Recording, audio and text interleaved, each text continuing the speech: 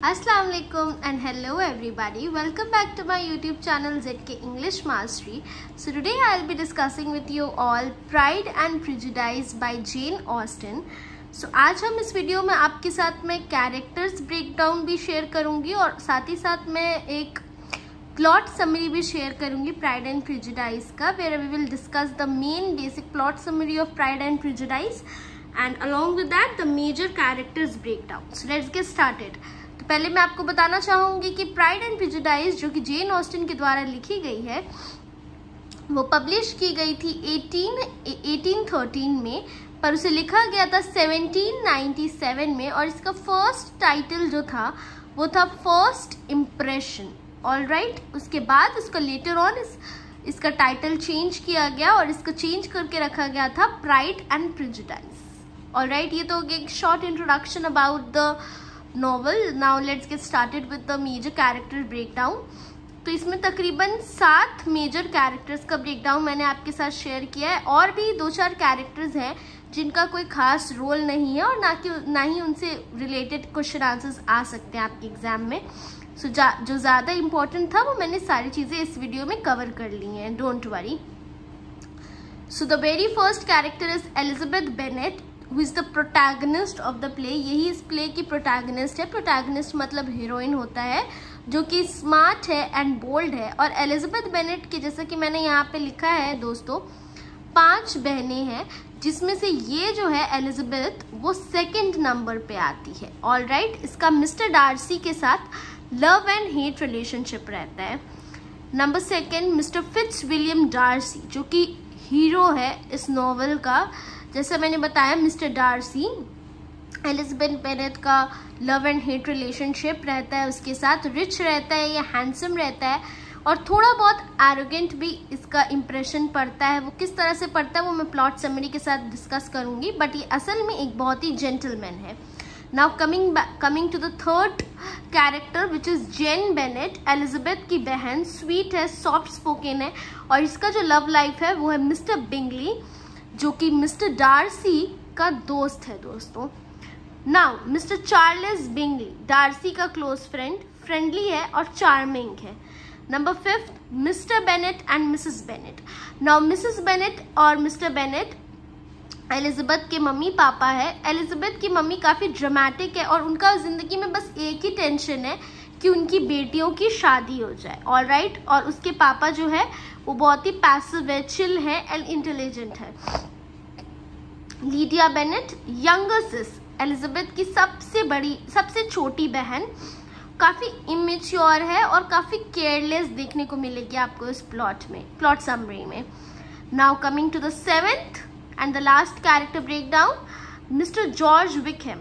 ये काफ़ी मैनिपुलेटिव है, ये काफ़ी फ्रॉड है और ये लास्ट में हमें पता चलेगा जब हम समरी में आपको पढ़ाऊंगी. ये लीडिया के साथ भाग भी जाता है. क्यों भागता है, कैसे भागता है, ये हम समरी में जानेंगे, बट इतना जान लीजिए इसका जो नेचर है वो काफ़ी मैनिपुलेटिव है. ऑलराइट, सो अभी मैंने आपको मेजर ब्रेकडाउन दे दी है. आई होप आपको प्लॉट समरी समझने में ज़्यादा दिक्कत नहीं आएगी अभी. Now without wasting your time let's get started with the plot summary friends. Coming to the plot summary of Pride and Prejudice. So here I am welcoming you to the world of love, timeless classics. So इस novel का setup है England की country side में जिसका नाम है हेडफोर्डशायर. Okay, so कहानी शुरू होती है एलिजाबेथ बेनेट जो काफ़ी mature, gorgeous, belongs to a middle class family. इस कहानी में इनके शहर में सबसे पहले इनके जो स्टेट है इसमें आता है कौन, मिस्टर चार्ल्स बिंगली. सो मिस्टर चार्ल्स बिंगली किसका फ्रेंड है, जैसा कि मैंने आपको बताया डार्सी का दोस्त है. सो इनको एलिजाबेथ बेनेट और उनकी बहनों को और इसकी फैमिली को मिस्टर जो बिंगली है उन्होंने एक बॉल पार्टी पे इनवाइट किया है जहाँ पे डार्सी भी आया हुआ है. और डार्सी और एलिजाबेथ का जो पहला इनकाउंटर होता है फ्रेंड्स, उसमें अनफॉर्चुनेटली डार्सी क्या करता है, एक रूड कमेंट कर देता है एलिजाबेथ के बारे में, जिससे एलिजाबेथ के ऊपर जो उसका फर्स्ट इम्प्रेशन है वो कि ऐसा पड़ता है कि उसे लगता है कि ये बहुत ही घमंडी और पैसों का बहुत ही एरोगेंट इंसान है. अब हम बात करते हैं मिस्टर बिंगली की, तो वो भी एक काफ़ी रिच इंसान है, but he is a perfect husband material in the eyes of Mrs Bennet, and he started liking Jane Bennet. Alright, so अभी एंट्री होती है डार्सी की, जो बहुत ही एरोगेंट सीम्स आउट करता है एलिजाबेथ को। क्यों सीम्स आउट करता है, जैसा मैंने बताया उसने कमेंट कर दिया है।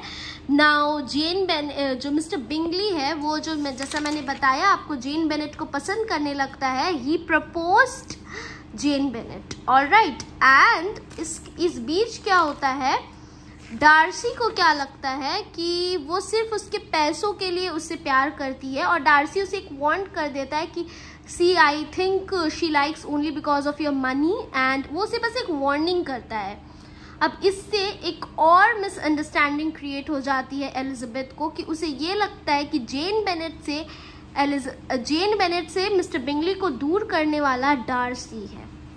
Now coming to the conflict and drama part, Mr. Darcy proposed her. She rejected him. She misunderstood. Darcy helped in breaking her sister's marriage.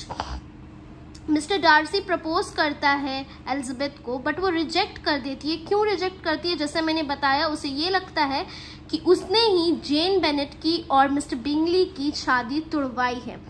Now इस बीच क्या होता है, जैसा मैंने बताया, मिस्टर विकहम क्या करता है, एलिजाबेथ को प्रपोज करता है और उसे काफ़ी भड़काता है। किसके खिलाफ, मिस्टर डार्सी के खिलाफ। वो उसे काफ़ी भड़काता है, उसे अनसंड बातें समझाता है कि उसने ही भड़काया है मिस्टर बिंगली को, और उसकी बहन की शादी तोड़वाने वाला कोई और नहीं बल्कि डार्सी है। और इस सब की वजह से, मिस्टर विकहम की मैनिपुलेशन की वजह से, एलिजाबेथ के मन में और भी मिसअंडरस्टैंडिंग्स क्रिएट हो जाती है मिस्टर डार्सी के खिलाफ।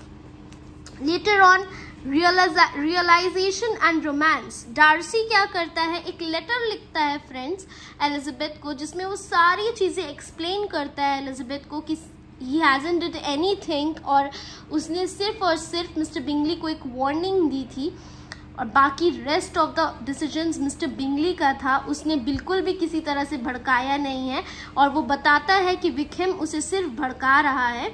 और एलिजाबेथ ये बात समझ जाती है कि मिस्टर विकहम जो है वो काफ़ी मैनिपुलेटिव है, और वो इस बात का फ़ायदा उठा रहा था।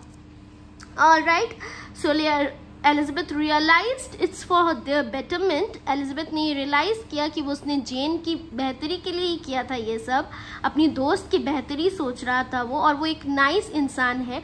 और उसे जो उसने एरोगेंट समझा था, वो इस वजह से समझा था क्योंकि मिस्टर डार्सी काफ़ी इंट्रोवर्ट है। नाउ जब ये रियलाइजेशन एलिजाबेथ को हो रहा था, और इन दोनों के बीच में थोड़ा थोड़ा रोमांस जब स्टार्ट हो रहा था, इस बीच क्या हुआ, लीडिया जो सबसे छोटी बहन थी, जैसा मैंने आपको बताया था स्टार्टिंग में, she is a younger sis, immature and careless. Mr Wickham उसका फ़ायदा उठाकर उसके साथ भाग जाता है, उसे प्यार की बातें पढ़ाकर उसके साथ वो भाग जाता है। नाउ इस बीच मिस्टर डार्सी ने काफ़ी मदद की है पूरी बेनेट फैमिली की। उसने पैसे दिए विकहम को ताकि वो लीडिया के साथ शादी कर ले, और इन सारी मदद के अनुसार से एलिजाबेथ को समझ आ जाता है कि एक मिस्टर डार्सी काफ़ी नेक इंसान है, और उसने कितनी मदद की है लीडिया की इज्जत बचाने के लिए, मिस्टर एलिजाबेथ की फैमिली की इज्जत बचाने के लिए, क्योंकि वो भाग चुकी थी। और उस ज़माने में सोशल क्लास काफ़ी मायने रखता था फ्रेंड्स, और उसने उन लोगों की इज्जत बचाई, पैसे दिए, विकहम ने लीडिया से शादी की। एंडिंग क्या होती है, एक काफ़ी हैप्पी एंडिंग होती है। They both married each other by leaving their pride despite of all the misunderstandings. Elizabeth and Mr Darcy की शादी हो जाती है, और लास्ट में जेन एंड डार्सी लिख दिया है मैंने यहाँ पर, please ignore that, I am sorry. Jane और मिस्टर बिंगली की भी शादी हो जाती है। सो जेन एंड बिंगली की शादी हो जाती है, along with that Elizabeth and Darcy की भी शादी हो जाती है, which resulted to a very happy ending. Alright friends, I hope आपको ये समरी काफ़ी अच्छा लगा हो। अगर आपको ये प्लॉट समरी थोड़ा भी हेल्पफुल लगा हो along with the characters breakdown, so please don't forget to like, share and subscribe to my YouTube channel, क्योंकि अगले वीडियोस में मैं आपके साथ प्राइड एंड प्रेजुडिस के शॉर्ट क्वेश्चन आंसर्स, ऐसे टाइप क्वेश्चन आंसर्स एंड सारे थीम्स भी डिस्कस करने जा रही हूँ, जो कि आपके एग्जाम में काफ़ी हेल्पफुल रहेंगे. टिल देन, फी अमानिल्लाह, बाय बाय.